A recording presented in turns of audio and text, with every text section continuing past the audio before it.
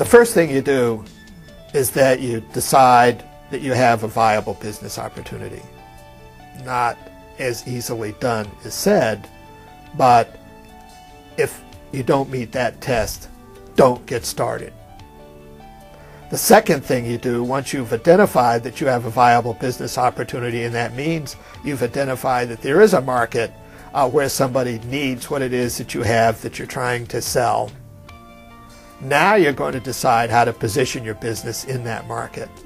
Now you can move into the areas of branding and marketing.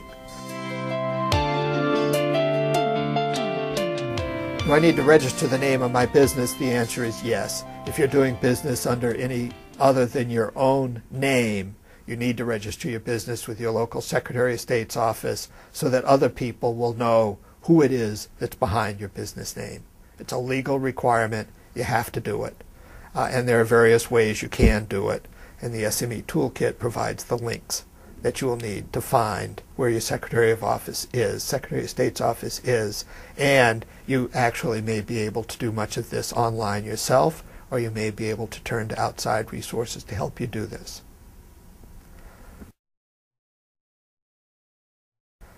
The second question is, do I need to trademark the name of my business? The answer to that really is, no, you don't have to, but you're smart to, because you go to the trouble of building a reputation for your business name, and you want to protect that from someone else being able to come along and use the same name.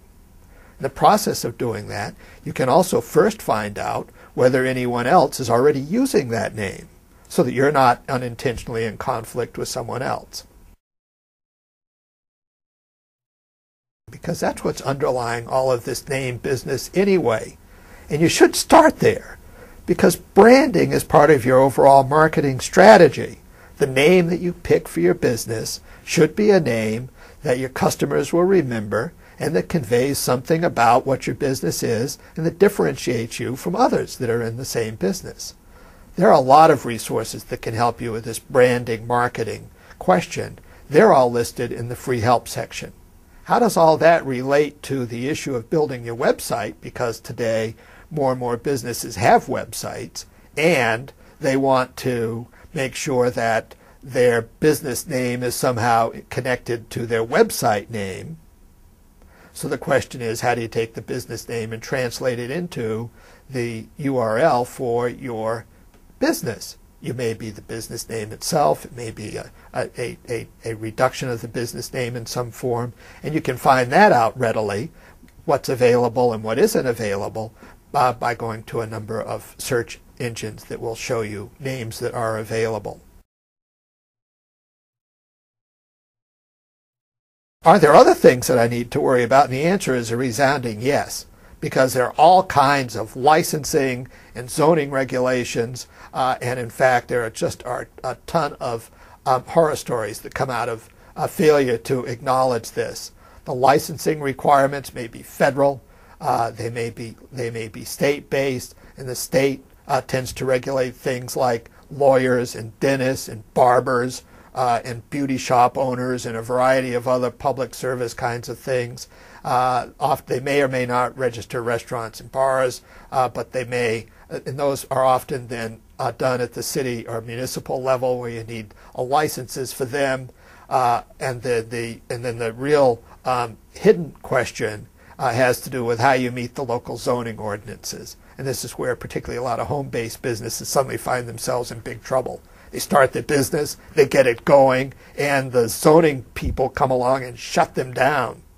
Or they take a commercial property figuring they're safe, they change the purpose of the commercial property from A to B, and the next thing you know, the city's there shutting them down. Their investment is on hold, they're stuck in legal limbo, and it's a terrible mess. That's the concern that we have. Is that there isn't any single way that you can suddenly be informed of all these responsibilities. It just adds to the challenge. And so our hope is that by providing the toolkit information, that it does give you a lot of guidance into the different areas that you need to look at and be aware of. In addition to this, there are some very, very valuable tools called a startup business checklist. That helps you a whole lot to identify the things that you may need. And here we make a reference to particularly one that we like from a company called Biz Filings. And they're already involved in the toolkit itself, so we can build some kind of a little transition to make that link obvious. But those business startup checklists are a big help in terms of identifying what you need to do as you get started. It's a big and complicated series of things, far more than most people realize. For more information on the topics discussed in this presentation, please access the following links.